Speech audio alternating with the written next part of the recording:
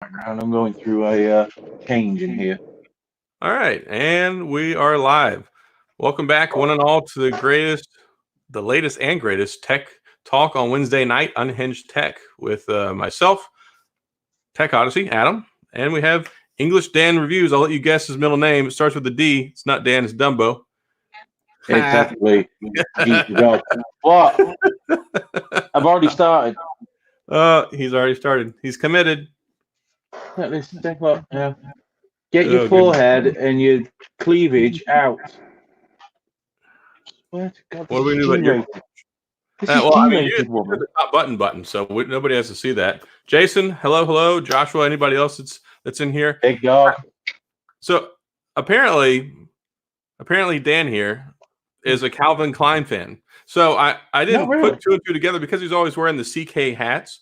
Of course, I joked. I thought it was a Credit Karma hat. I mean, they haven't sent me a hat in the mail yet, but apparently CK stands for Calvin Klein. If you're so inclined to buy their line of clothes, I am not a Calvin Klein fan. It's just when they I know where you buy the underwear. It was a I $12 bet polo. you go to the Calvin Klein section to stare at the underwear. I buy Walmart underwear. You buy the shirts. No, I buy the Walmart. The Walmart boxer briefs are the most comfortable underwear in the world. So. This is completely non-tech related aside, but it's embarrassing to go into like the men's underwear section.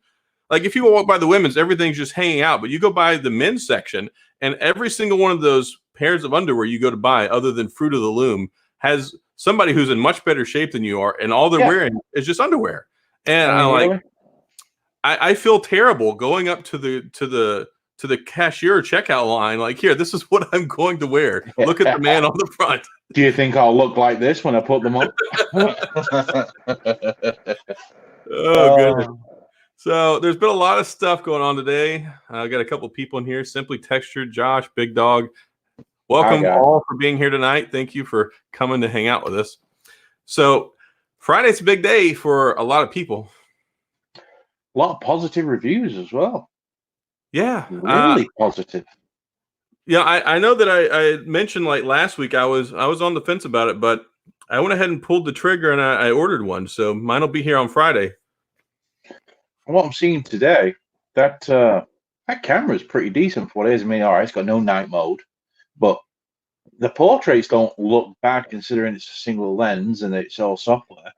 And then video is as good as the iPhone 11 Pro.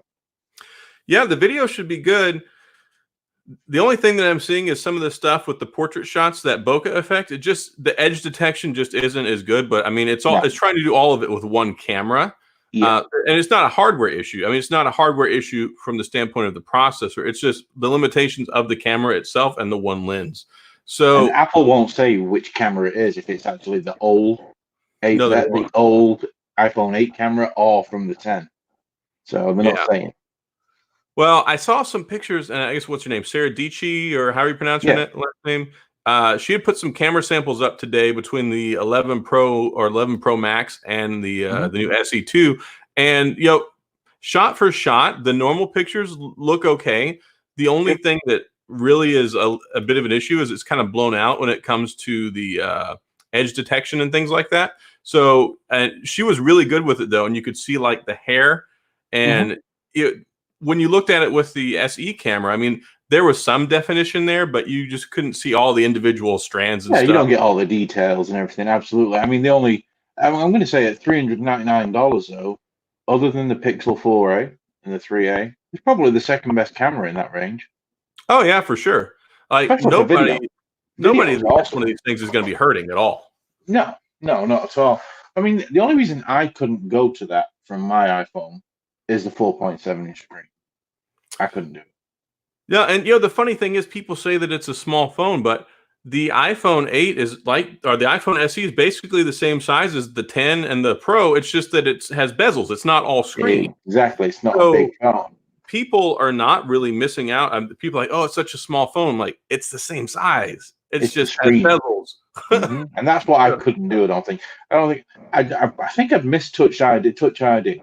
I really do. I wish the iPad still had that on as well.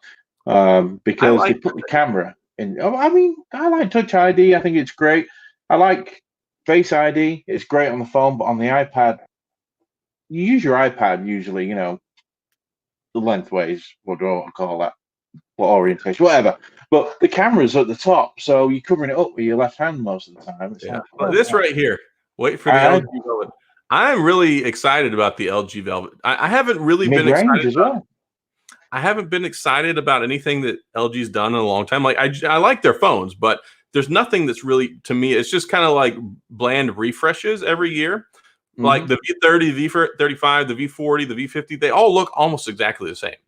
Hmm. That there's just some subtle changes, very little though. And this new LG Velvet actually looks really Totally appealing. new. Yeah, it Yeah, looks nice cool. refresh. So even if it's not a great selling phone, which it probably won't be, but then again, LG doesn't need to sell a ton of phones because their handset division hasn't made money since like 1986. Exactly. It's just there to keep them relevant, basically. I They mean, make everything. LG makes air conditioners, they make refrigerators, they make washers and dryers, they make everything but the they're in kitchen. competition with Samsung, so they've got to have it out there. I'm surprised there's not. Well, there used to be an LG watch. They've got rid of that, didn't they? But that was the first Android It Wear was watch. good. The LG G watch. It was not a bad Hmm. watch. The first two series, the second one was actually really good. And yeah, Hmm. uh, hey, I will give LG credit though.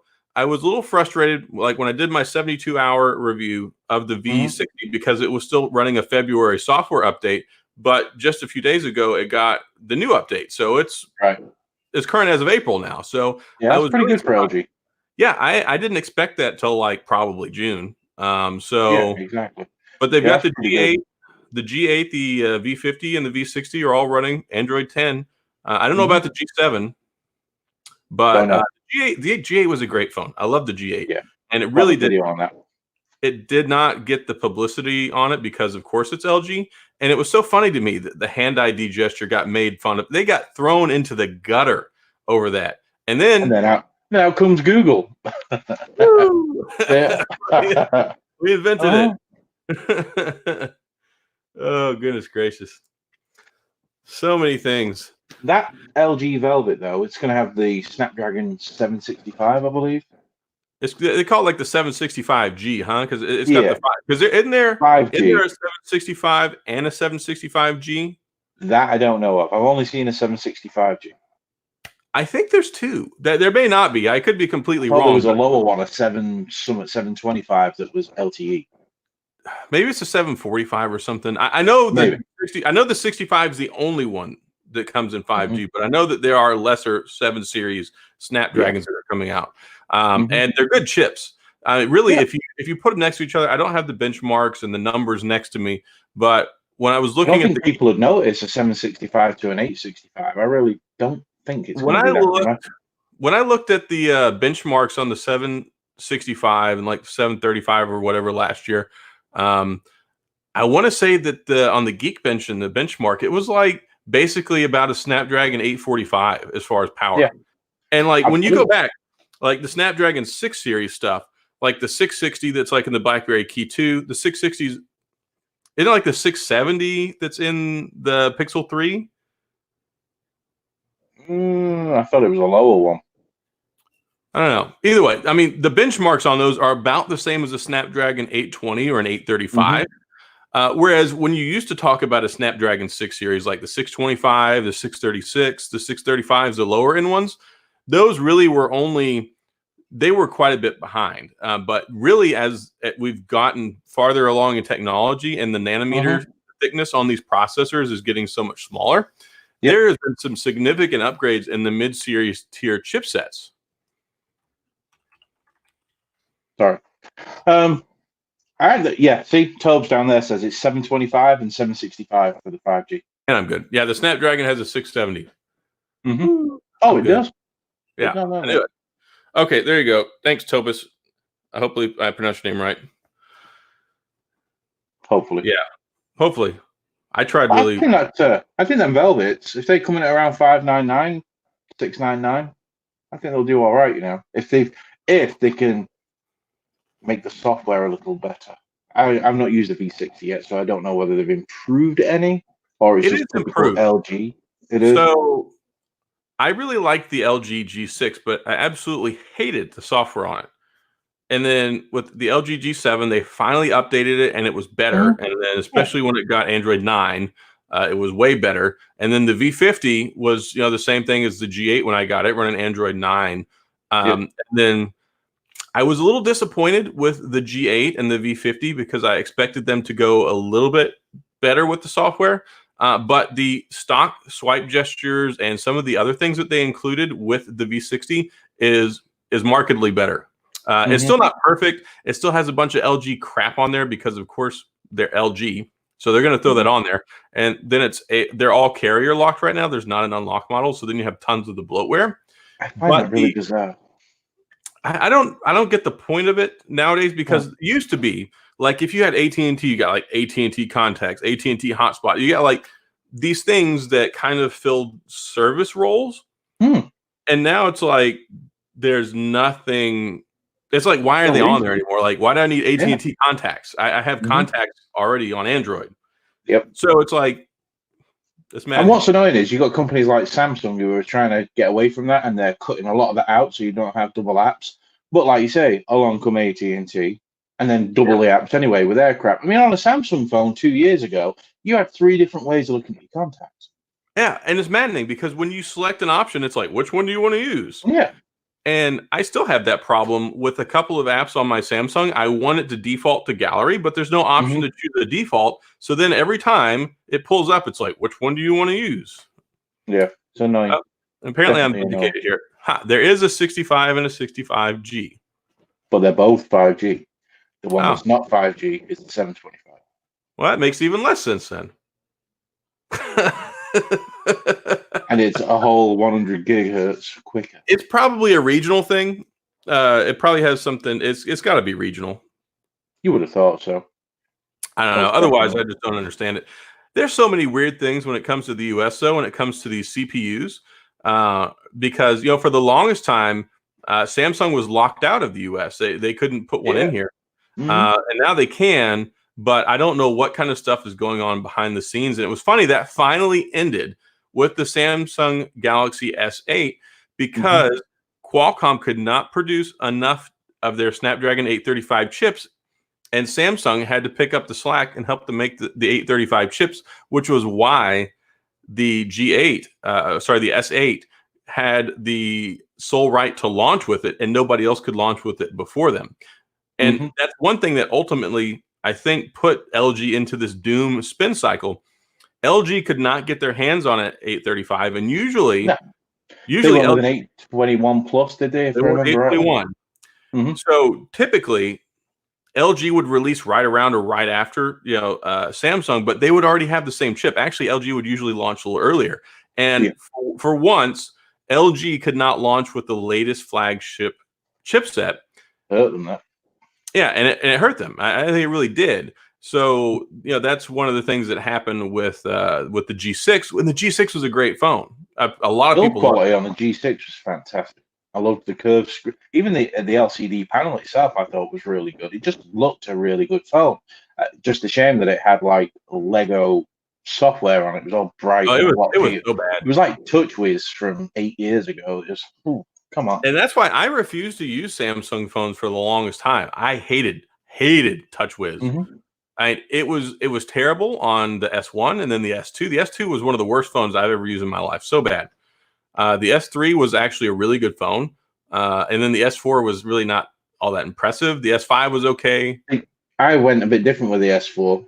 I don't know whether you remember, they brought a Google Play edition out. So I had the S4 Google Play edition. I loved that thing. Well, I did not. I skipped on the S4. I was 100% BlackBerry then. Hmm. I had to wait a long time for BlackBerry 10 to come out. It was delayed and delayed and delayed and delayed. So I used the Galaxy S3 because they were supposed to release BlackBerry 10 in the new Z10 phone. I Hmm. had waited for so long, it didn't come out. They said it pushed back again. So I went ahead and got the S3. 6 months later, the day that the Z10 came out, I went and I ditched the S3 and I got the Z10. I had the jump program back then, Yeah, way back then. made So it a lot easier. yeah, so I went ahead and did that, and I didn't come back and start using a Samsung phone until the S8. Like Yeah. I had a Note 5, but I absolutely hate it. I had a Note 4 as well, but I did not have an S4, S5, S6, or S7. Finally, with S8, they ditched all that TouchWiz crap, and the 8 was really a big turning point for the software, Galaxy. Absolutely. Yeah, absolutely. I had the Note 5 and I had the Note, was it the Note 4 Edge? Was that what it was? Note I 4 love Edge. the Edge. I thought it was really Oh, innovative. yeah. I mean, at the time, that was so ahead of itself with its curved display on one side, and it was a separate screen from the actual main screen. And yeah, I loved that. But like you say, it was the software. Again, it You just, know, the main I software bogged it down. I love that phone, but at that point in my life, I was with Sprint for like a year and a half, and the Sprint reception at my house was so bad I could only use calls over LTE at my house. Like if you went outside my subdivision, you had perfect, but I live right in the middle of this signal gap for the tower, so I couldn't even get 1 megabit per second download in my bedroom. But Yeah. if I went out right outside my subdivision, it was perfect. So the antenna in that was so bad, I couldn't get any signal. I could only make calls. I could not get any internet whatsoever at my house. Mm-hmm. So I tried 2 different phones. It was so bad that I took it back. I ended up switching back to T-Mobile, like 5-6 months later. But here's what it is. Lionsman saying there about people still use the S8, boys still use it and go strong. And a lot of people do use it. If Samsung was smart right now, because of the crap launch they've had with the S20, they would bring out a regular S8, call it whatever, and launch it at $399.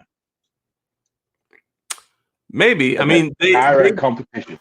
the problem is Samsung does not market their mid-tier phones in the US. Like you can walk, well, prior to a month ago, you could walk into Best Buy and you could see some of them, but even they weren't the latest ones. They're always still a few months behind. 850 and yeah, that was it. Yeah, You got the 810, 20, 50. You didn't get the 70 over here, and you didn't get did they do an A90 as well, I believe? The A90 is their first 5G mid-tier series. That's not over here. And then the 51 and the 71, neither one of those were available at Best Buy. They had the 50 and like whatever the other one was. But yeah, it's very frustrating the way they do that because I think they realize that a lot of people would actually buy them and then wouldn't buy the flagships if you could get these $399 alternatives. Yeah, Apple, I think, is pretty well secure in knowing that people are still going to buy their other phones. Oh, yeah. The iPhone SE is for a very select bunch of people, but there's millions of them people. It's such a wide market for them. And people are going to buy it just purely. They don't care it's got one camera. They don't care it's got bezels. They don't care it's got Touch ID. It's an iPhone for $399. That's the selling point of that whole phone. Well, the other thing too, half of what brings people into Apple is, and they may not even know it, is what Apple considers services. Yeah. When you talk about iMessage, when you talk about iTunes, you talk about the Apple Store that now has the monthly subscription service. You talk about Apple TV. You talk about the Apple Card. It's an ecosystem. You suddenly get dragged right into it. This phone is a vehicle to pick up a whole bunch of people at the bus stop who couldn't get on the bus before.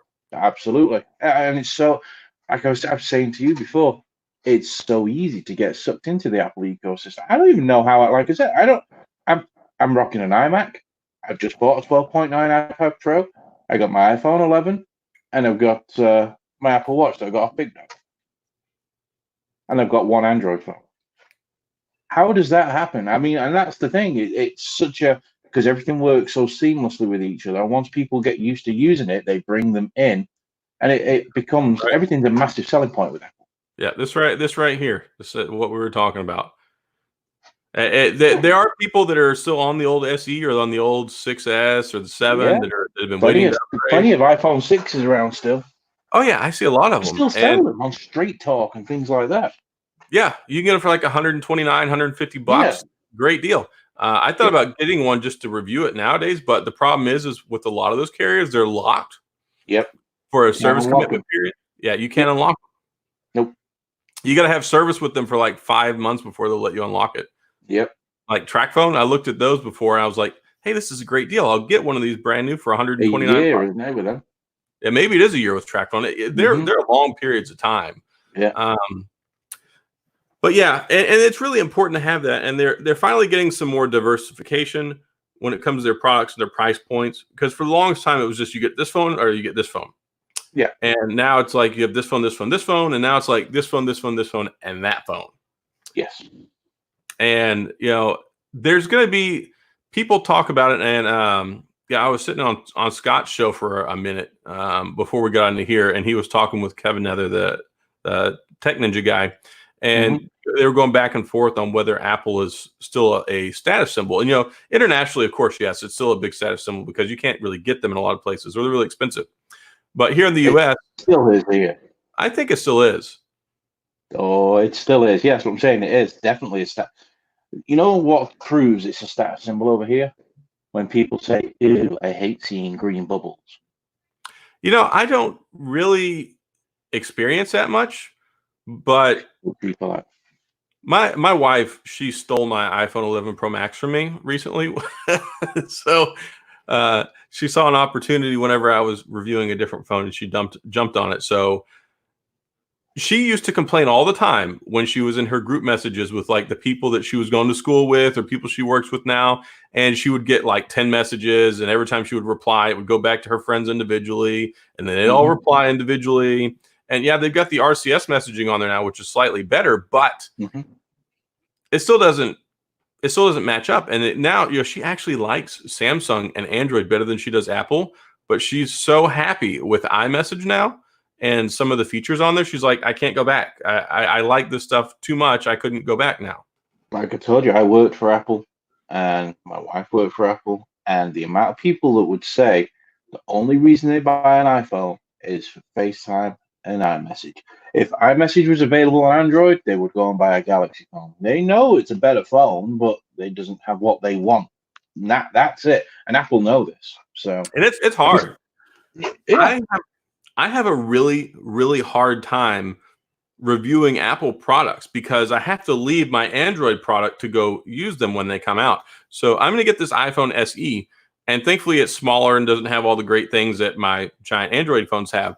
But it's really painful to take my SIM card back out and turn iMessage off on on an Apple device and then go back to an Android. It really is. Yeah, it's so convenient. Big time. Yeah, there's no competition whatsoever. I've heard people say they'd pay $100 a year to have access to iMessage on an Android phone. Apple will never ever allow that. All this, iMessage is coming to Android, will never ever come to Android. Never. No, because then they start losing market share, because then people can use the phones they want to get the service that they want. Exactly. They could charge $100 a year for iMessage on Android. They're still not going to make the money that they would make if they had an iPhone in your hand, because then you want AirPods. Then you need the dongle if you're going to use wired earphones. So you're going to go and buy the Apple dongle. Once you've got AirPods, you're going to look at maybe an iPad, bigger screen to lie back. And the next minute, you're fat down and you look like a fanboy. It's like, what? It's like, what? How does this happen? What happened?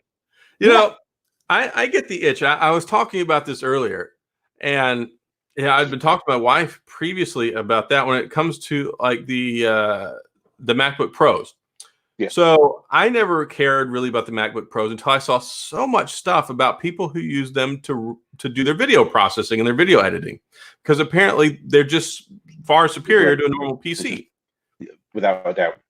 And you got Final Cut Pro, which I hear is really good. I've never even actually seen Final Cut Pro. I don't even know what it looks like. I mean, I didn't realize until recently that FCPX was Final Cut Pro.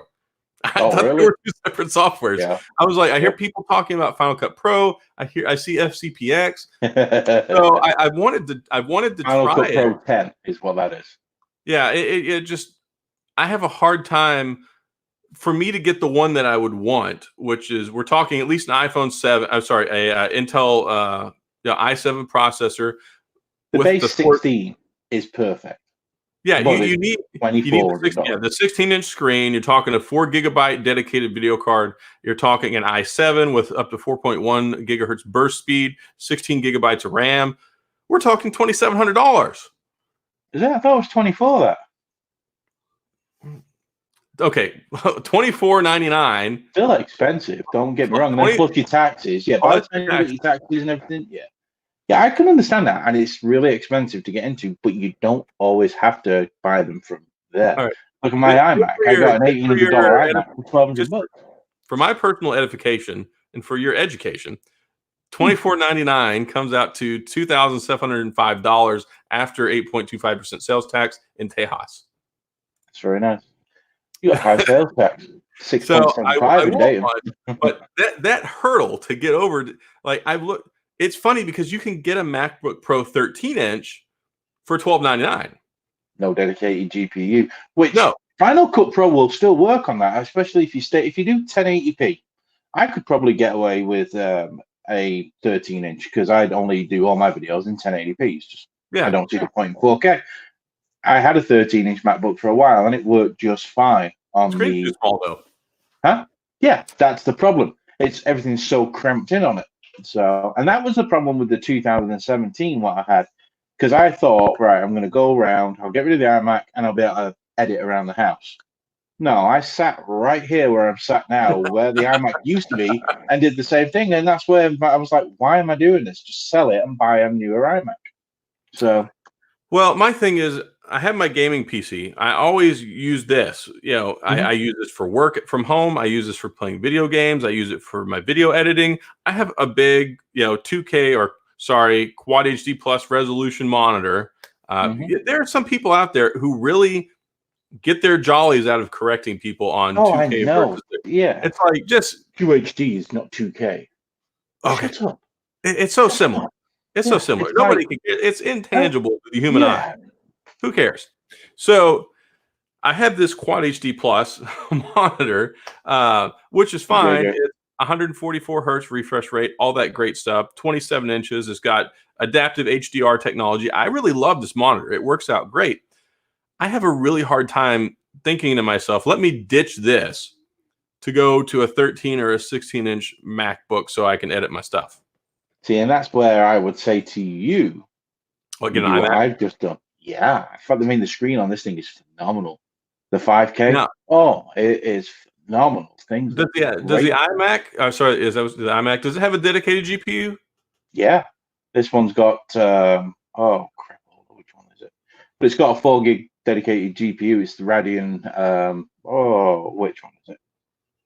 Either way, it's the latest one available. I think it's the same one that's in the. See, what I would be more. 580X. I would probably be more inclined to actually get what is this called, a Mac? I don't know what the regular the one that you plug everything into. What is that called? Mac Pro? Oh, the Mac. No, the Mac Mini. Maybe, yeah, whatever. I'm not that. Whatever, yeah, I know. Yeah, the little silver box you're talking about. Yeah, do they have? Yeah. I don't know. Maybe one day. Well, they don't have dedicated graphics because it's too small. Yeah, I think I'm just never going to get into that world. An iMac is. I wouldn't have got this iMac if I hadn't got such a good deal on it. You got to remember, this is a brand new iMac. I got it. It was 7 weeks old as an open box, and I saved. It should have been $1,800 plus tax, and I paid $1,200 plus tax. See, that's a fantastic deal. See, yes. I just bought my gaming computer about 8 months ago. I have a really nice Asus gaming laptop. I have a Surface Pro 2017, 2018 model. I have no need. It would just be frivolous spending for me to go out to get one of these things. Yeah, if you're already used to that and everything. See, my problem was I started off on Windows with Wondershare was the program for editing. That's what I'm using, and I like it. It's all right. Yeah, it was all right. It just then I got Jonathan Morrison sold me a $2,000 MacBook Pro for $1,000. That's a good deal. Oh yeah, it was a great deal. Yeah, and it was a top of the line one. It had a 1 terabyte SSD and everything. It was probably worth more than that. Anyway, so I got that, and the wife, because she worked in tech support, they all got free Final Cut Pro. So that got downloaded on it. And the moment I used that over Wondershare, it spoiled me. Just totally ruined anything. I tried Adobe Premiere, Wondershare. I tried, what's the other one that begins with a D? Can't remember. DaVinci. DaVinci Resolve. Yeah, DaVinci Resolve's the other big one. Tried that. None of them come close. None of them come close to Final Cut. Final Cut Pro is just, it doesn't crash. It does exactly what you want it to do. And it does it like that in an instant. Your timeline, even at 4K, you can scrub right the way through it backwards and forwards, and it keeps up. It's just rendered in straight away. It's just really good. But if you've not used it and you don't want to spend that money, don't use it. because if you do, That's what I worry about. I worry if I were to go ahead and dip my toe in the pool, that you'd would be be like, a I've really got to bad have it. mistake. Because I had to come away. I had some issues, and I had to come away from that MacBook, and I ended up going back on a Windows platform and used Wondershare, and it was the most horrendous, horrible system I have ever used. It was like, oh, this is terrible. To the point that I bought an iPad and started using LumaFusion, which is very similar to Final Cut Pro, but it's a lightweight version of Final Cut Pro. It just misses a couple of things like speed ramping and stabilization, a couple of things like that. Yeah, we'll talk about this for a second. The Macs really do hold their value. I was surprised. I bought a MacBook Pro. I had a MacBook Pro. I had a 2012, the late 2012 edition, and I think I still paid it was normally like $1,200, and I got it in like 2016 when I bought it. I bought it 4 years old. I still paid like $1,299 for it, and then I still sold it 3 years later for like $700. It's like my first iMac that I got from somebody at work. It was a late 2013, 24 gig of RAM, had a 2 gig or 1 gig graphics card in it. I paid him $400 for it, and I sold it over a year later for $750. Yeah, it's just ridiculous. And then I bought that MacBook Pro 2017 off a guy on Facebook. I paid him $800 for that, so it cost me $50 to upgrade, and sold that for $1,100. It's like, and here comes Joe to ruin my day. I know, and it is, but it is. It's y'all are gonna see me on the show next week. I'll be sitting here talking like, where's your desktop camera? I'm using the MacBook Pro. Yeah, like look at that potato. It's like on Friday I'm gonna get my iPhone SE2, and on Saturday I'm to go out and buy a MacBook Pro. iMac, I swear, iMac. It's been going over my mind this last few days because I've not even edited on this yet since I've got it. I'm thinking, do I send it back? Do I not? But I'm going to keep it because it was just so cheap. This is a good point right here. I have never seen such hustling and wheeling and dealing. Dan used to talk about loosely talk about trading. He used to loosely talk about tech on his Twitter. Now it's like you think it was an aftermarket resale shop. I as a side business a few years ago used to buy and sell phones. I'm talking, how long have I been divorced? Around 2011, and that's how I got into it. I know you're going to sleep, but that's how I got into it, and that's how I ended up buying and selling things, and that's how this is going to sound really shady, but you got to take advantage of the people who want to get rid of the stuff because they need another hit of heroin, and then I can buy it cheap, and then they sell it high. So it's it's horrible. But hey, if I don't buy it, Bob next door is going to buy it and do the same thing. So it's. I guess you might as well. You call. That's what I do. I call them the classifieds, and I reach out to them, and I get a feel for where they are in life. And Mr. Pawn Stars, do you know the answer to this question? Is there a way you can sync your text messages between iPhone and Android? Because I don't think that you can. You can't do it. Yeah, they don't communicate. Nope. It's not like they don't let you back it up on your iPhone and then pop your SIM card in your Android phone and run away. I don't think you can. I mean, there may be some way, some convoluted way, but there's no simple way that I know of. No, you'd have to switch to SMS on the iPhone, and then maybe in Gmail you can do something along them lines where you can back up your SMS messages. You can't load on another messenger onto Android though. But no, that's it. So I don't think it's either one or the other. I think the best way to probably go about doing that, if you're concerned, is to use a third-party messaging service, like a WhatsApp or something like that, and that way you can use it cross-platform. But I don't know of any way that you can. There's no way with SMS or iMessage that you can bring any of them over, I believe, to Android and vice versa. So I'd imagine that this career choice was very short-lived. It must have been during your weight swings when you were 30 pounds less.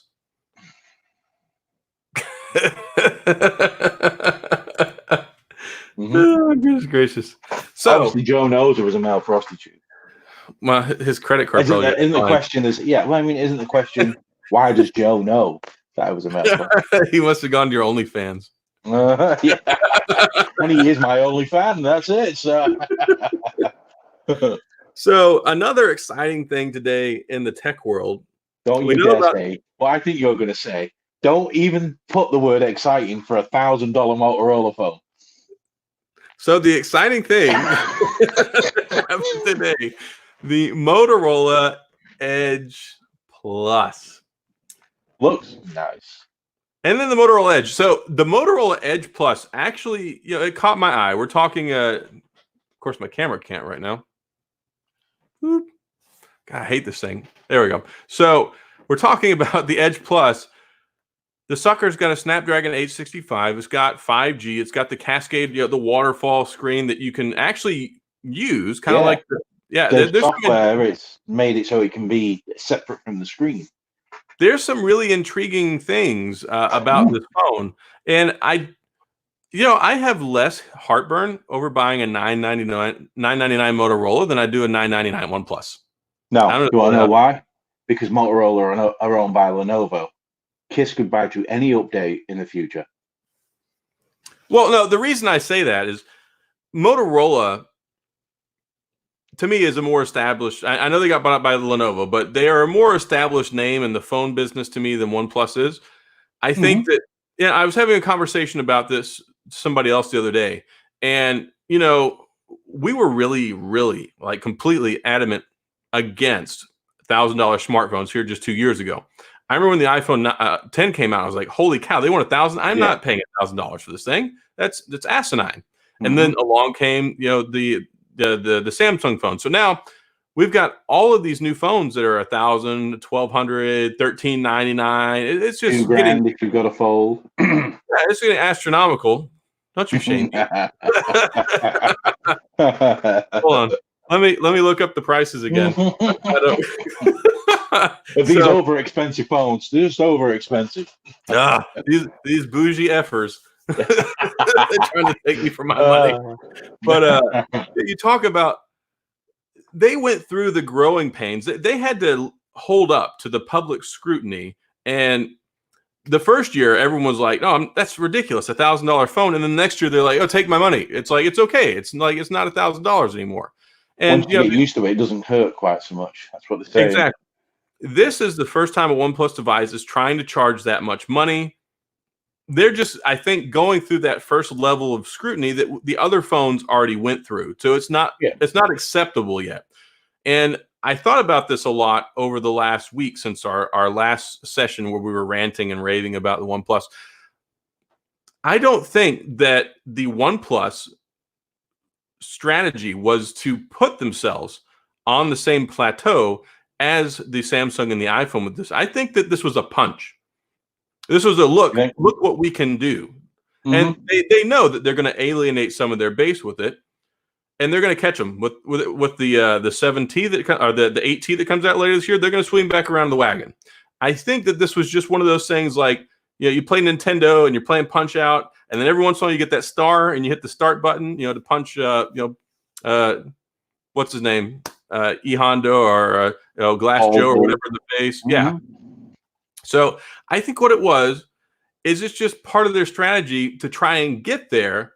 And they know that there's going to be some growing pains right now and that they're going to alienate some of their base. But I think next year, you're going to see a lot less people say, "Oh, $999 for a OnePlus," because they did it this year.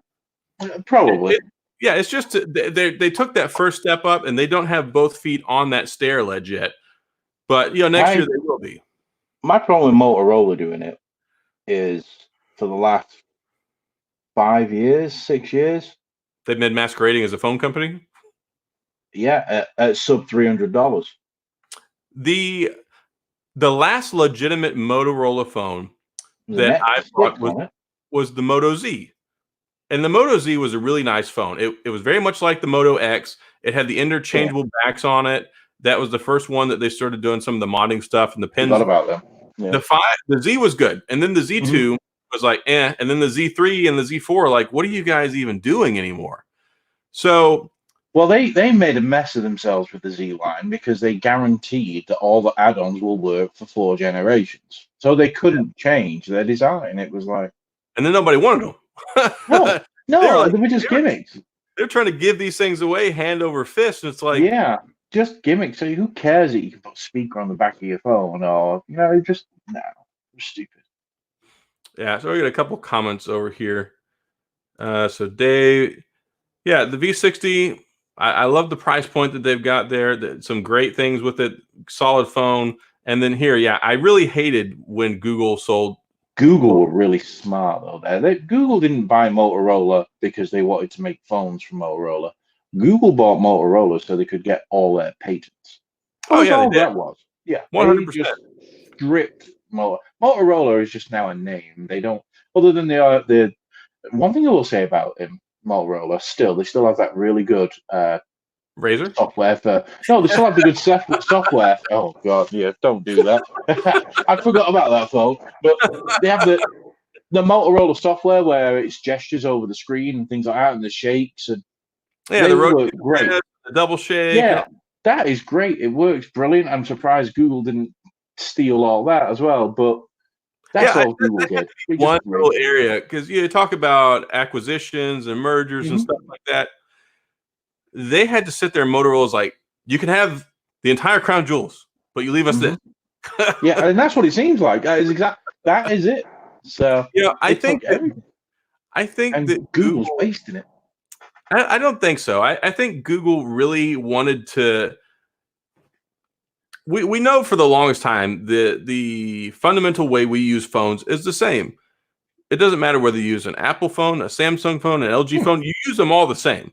But they had to find different ways to interact, whether that's Face ID, whether that's hand gestures, whether that's hand ID or squeeze, or they have to try and establish their own identities. And I think that part of that would have, if they incorporated that moving forward, people would still keep identifying them with Motorola.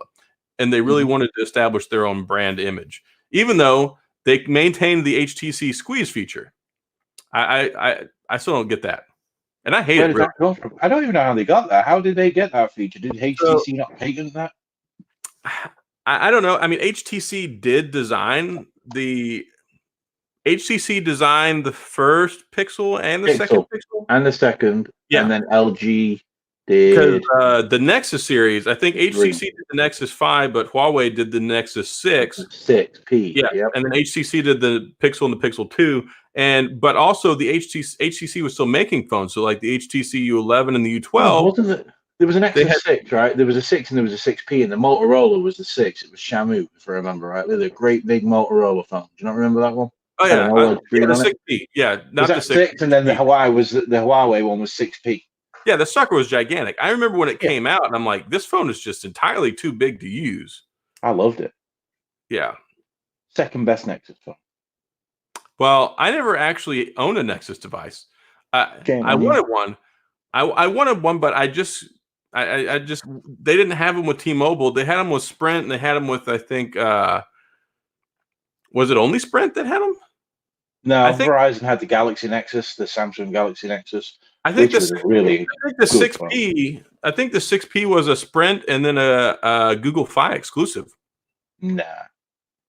Are you sure? I don't think it was on any, was it? The 6P? I thought you could only buy it unlocked, the 6P. No, you could get the 6P through Sprint. Didn't know that. Yeah, you can get it through Sprint. That phone still looks good today. So, you know what? The Nexus line is better than the Pixel line. It really a lot of people really love Nexus phones. Nexus was great. You know what Nexus was at the time? Nexus was OnePlus prior this year. Nexus was value phones showing how they wanted Android to go forward. And the Nexus 4, the little LG one with the glass back, I don't know whether you've seen one of them in person, but the back on it was like a metallic black with silver specks in it. It was such a nice phone. Yeah, the Nexus 4 and the Nexus 5 were really nice. I knew a lot of people had the Nexus 5 and really loved that phone. The 6P still looks great today. It's just if you turn it around, you got them iPhone type bezels, unfortunately. But it comes to something when Huawei, who can't get a phone in this country anymore, made the best Google phone in my eyes, hands down. I kind of liked that Google adopted that approach with the Nexus line of devices, and then even the early Pixel. They kind of had bidding. Kind of like you look at like how it works with big government awards like with the SpaceX stuff and Yeah. Boeing. They have several different people pitch an idea, You and had they a better quality device came at the end of it. yeah, albeit it was a longer process and it was more public. And I think that maybe part of the reason they went away from that system was just because they wanted to have more exclusivity, they wanted to have more reliability, and they finally got their Pixel design with the original Pixel and said, "We're going to run with this." And it was terrible. It's a good phone, but the design of it was just terrible. Yeah, I don't think. I mean, I They're think like, "We the have last different one was colored pretty good. buttons." Yeah, the Pixel design team. Don't get me wrong, the 4 XL looks kind of all right. It's kind of good looking phone, but when you put it up against the iPhone 11 Pro, the Galaxy phones, things like that, don't look anywhere near as nice. What's always been curious to me, and we'll go and answer this first. The unnamed review. How do we feel about the Moto G and the G Stylo? Yeah, I'm actually okay with those things, because especially the G Stylo, because when it comes to stylus phones, there really are not very many, and you either are Note or you're not. Whenever it Yeah, comes to those, prior to LG stylo. yeah, the LG Stylo, I really don't think is that. I mean, you can get a stylus, any stylus, and use it with the phone the way the LG one works. It's not like a proprietary. It's not anything crazy. So you're not getting all the great features that you would with a Samsung Galaxy Note. Correct. But when you talk about like the G style, all this good stuff, it brings a little bit more to the table for people who want something at like a $300 or less price point, or I can't remember what they're going for right now. I think it's $349. It gives you choice. You know, it's not where you don't have to go spend $900. I mean, yes, I know you can always tell somebody to go get a phone that's 1 or 2 generations old.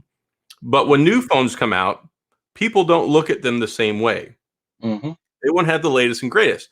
Even if the latest and greatest is a lesser model, it's still brand new. So people, I think, look at that differently. And there isn't really a mechanism in place for people to go into carriers or certain stores and buy older generation phones. You can do that sometimes with the iPhones, but if it's not an iPhone, or maybe like they had like the actives of the S series and stuff, it's kind of hard to get some of those phones sometimes. So, and I think it checks a lot of boxes for a lot of people who don't want to spend a lot of money, and they're great for the MVNO carriers like Cricket and Metro. So I think they're good.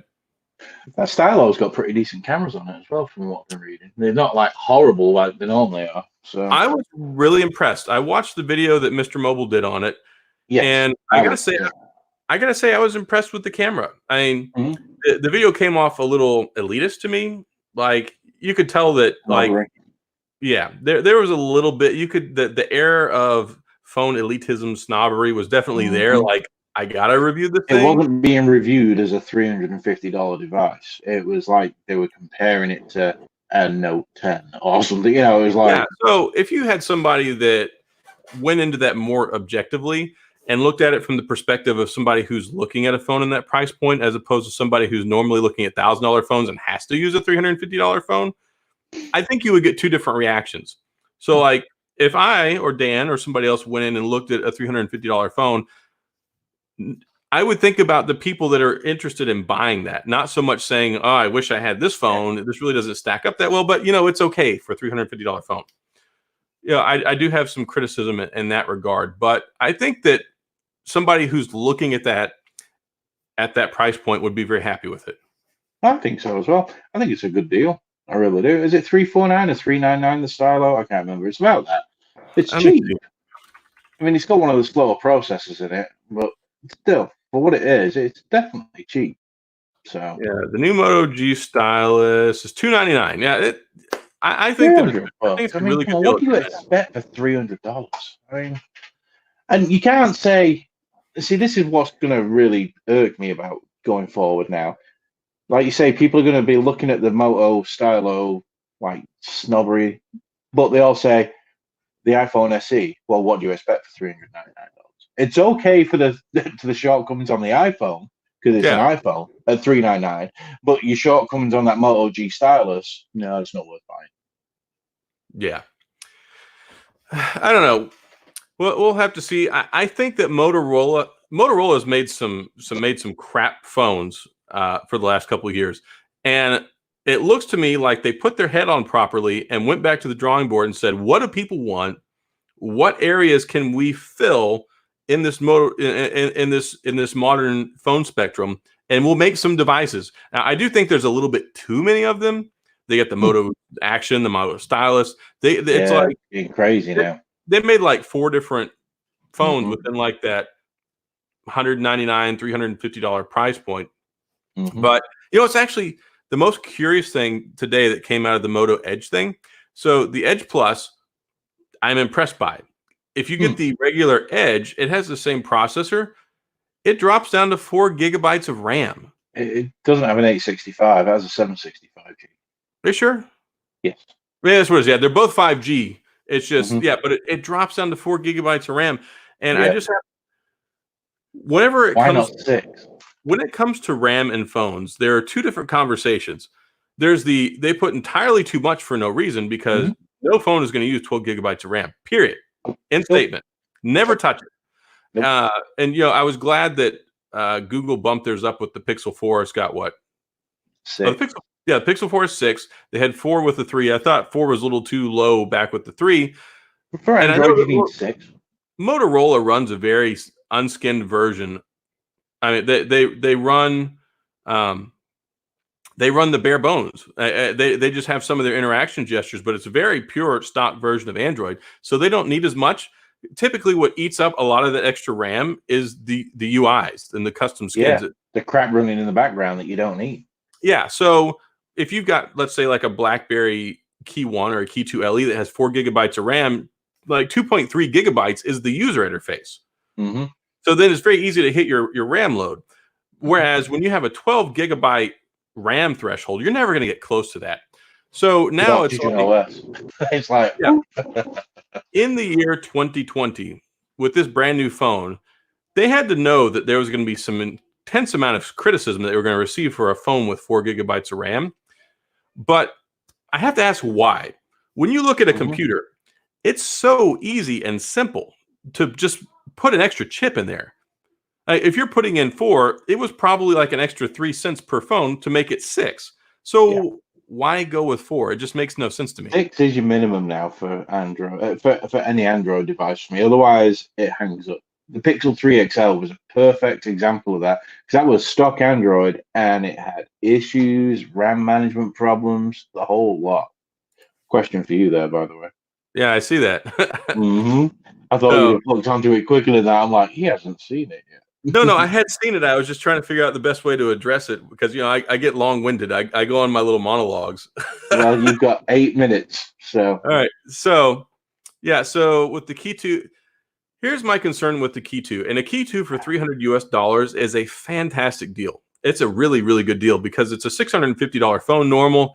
In the US, I can't hardly find one used between $350 and $450. And you don't know what condition it's in. You don't know how old it is. You don't know what it's been through. If it looks like it's good, if it's got a good track record, and if you're interested in it, $300 is a steal of a deal. You could turn around and sell it on the resale market, a week later, and make $50 in profit off of it. So at that price, I think it's a really good deal, and it's absolutely the best BlackBerry out on the market right now.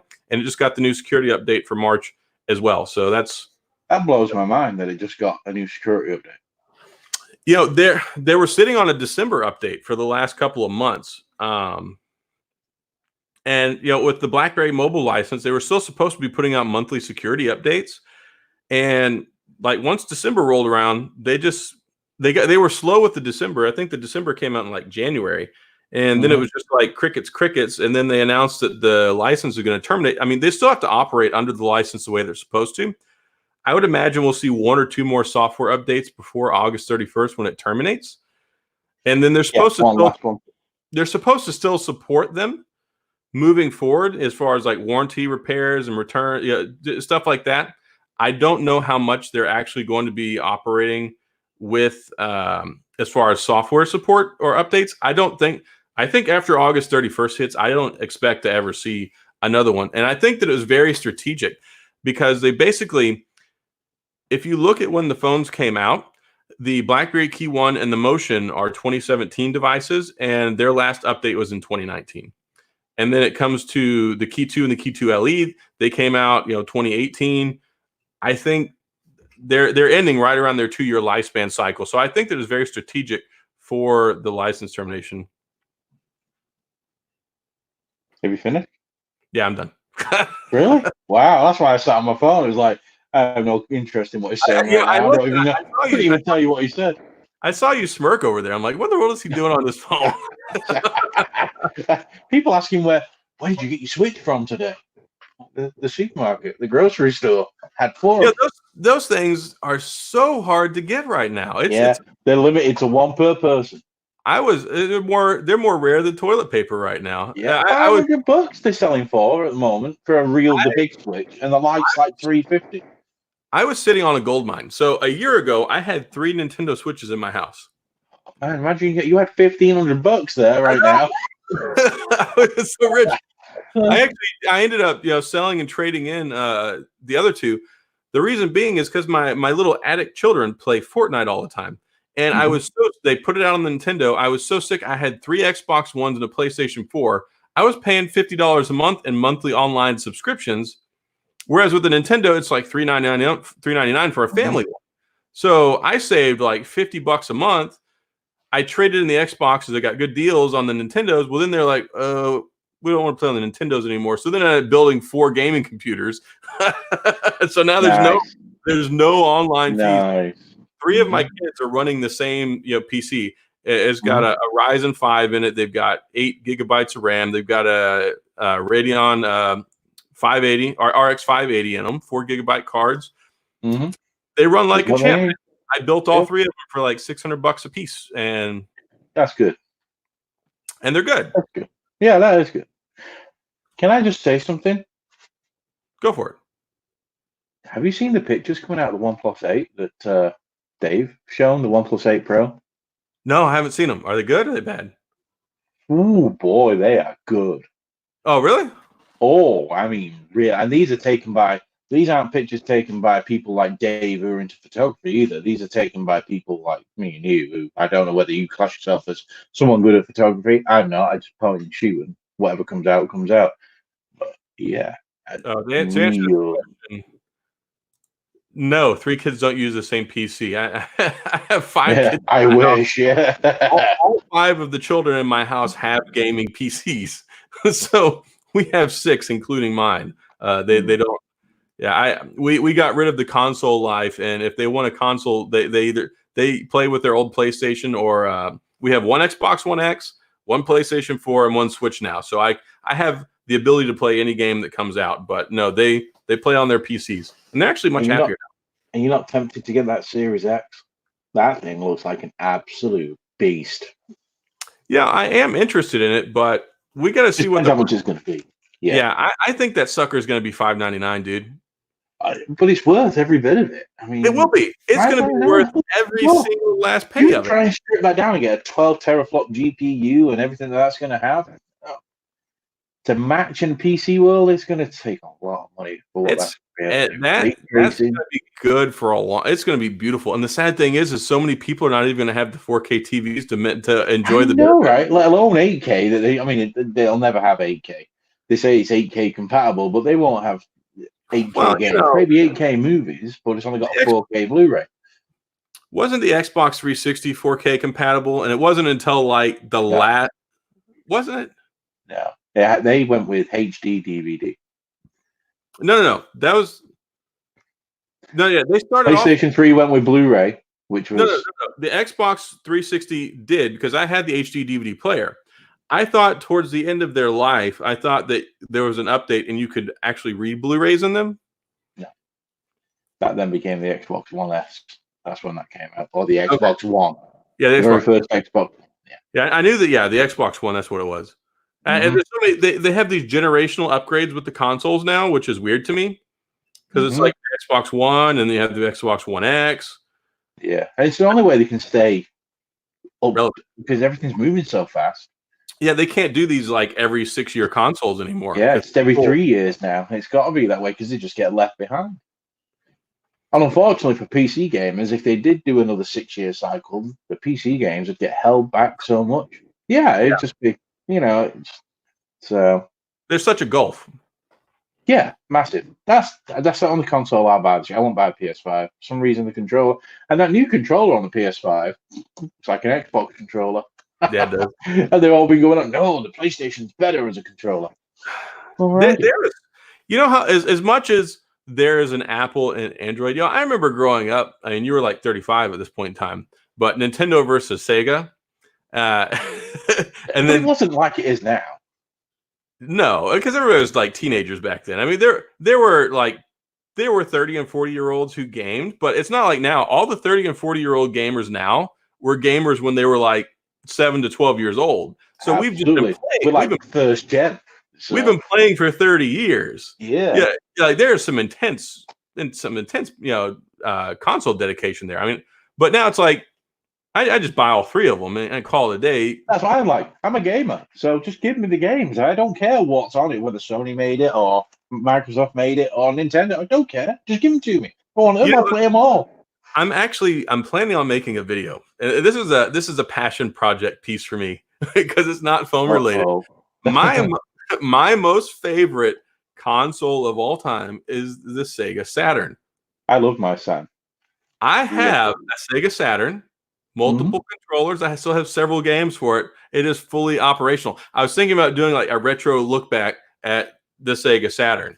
And I'm sure like 8 people will watch it. I'm gonna sit there like, honey, watch this video. It's so good. It was so expensive. The Saturn. Talk about tripping on your own pee. Sega, when they released that thing, it was so underpowered, so over expensive. It was like, well, no wonder you got out of business. Dreamcast was great, and nobody caught on to the Dreamcast because of the failure of the Saturn. The Dreamcast was really, really good. The Dreamcast came out a year or two earlier, and Nintendo learned a lesson from Sega. The Switch was amazing. The Wii U, as much as us Nintendo people love it, was a failure as a console. And but it's better than the Switch. Anyway, so whatever. The story. The Wii U was a total failure when it came to sales. I liked it. I thought it was good. I thought it was cool, but it just didn't sell. And Nintendo was like, so they realized what a dumpster fire it was and ditched it and went over to the Switch. And now they're like the biggest selling console in the world right now. They've sold so many. They sold so many copies of Animal Crossing in the last month. I think it sold more than like all the other Animal Crossings ever or something crazy like that. So Nintendo, Sega did not cut bait and run on the Saturn fast enough and move on to the Dreamcast. And then by the time the Dreamcast came out, they had no support. They had to charge so much money. They only had so many single-party games. And it was the first console you could go online. You could play Quake 3 Arena against PC players. It was awesome. It was great. And then it went. And then, just nobody bought it. It had some quality. Soul Calibur, when that console came out. Oh, my gosh. Soul Calibur on it.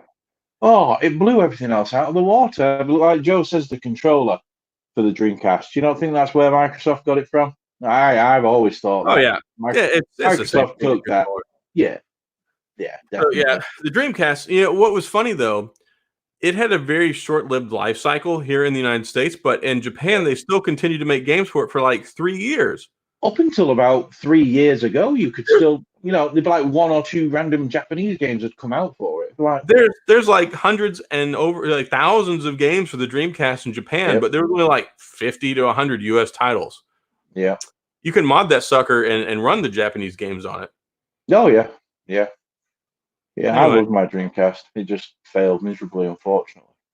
Yeah, had some great games though. I love Soul Calibur. I liked that new Sonic. I loved Ready to Rumble Boxing. They were great on it. And Quake 3. Were great. Yeah. Resident Evil. You had Sega Rally and Space Channel 5. That was a fun game. Yeah, it was. Shenmue came out on it. It was all some quality games on that. Jet Set Radio. Crazy Taxi. Crazy Taxi on the Dreamcast is awesome. Because it's got the original Offspring soundtrack, whereas the newer ones don't. It's not got the Offspring in it anymore. So, yeah, that was awesome. Goodness. Ready to Rumble was good. Anyway, I guess we're going to cut this off. It's an hour and 4 minutes. Yeah, you start talking game consoles, we'll be here for another 2 or 3 hours. We're gonna have to start another another channel or another night. Video games. Yeah, like Wednesday nights will be phones and stuff, and then like Friday nights we talk about video games. Well, I've been thinking about doing something like that. Maybe doing features on video games, but maybe whatever. Make a new channel. Maybe we'll do a special episode like every once in a while, and we just sit around and talk about some video game stuff. Absolutely, totally doable, and it's totally tech. It's tech related. It's all tech related stuff. Absolutely. So yeah, the show is the latest and greatest tech. So you can best believe when the new PlayStation and the Xbox comes out, there's going to be a night where we're just talking about these new things. Man, I'll have them on release straight away. Not the PlayStation. Well, no, I will. I'll have them both. I say I won't, but I'm going to lie and say I won't, but I will have them both. So. It will. And I'll end up paying half price for them. So. All right. Well, I got to get him to shut up. Thanks a lot for showing up. Makes a change, right? It's like somebody pulled your wind-up box. Yeah. I'm just going to take a drink, end it quick. All right, guys. Well, thanks a lot for joining us, and we'll see y'all again next week. Laters. Peace out.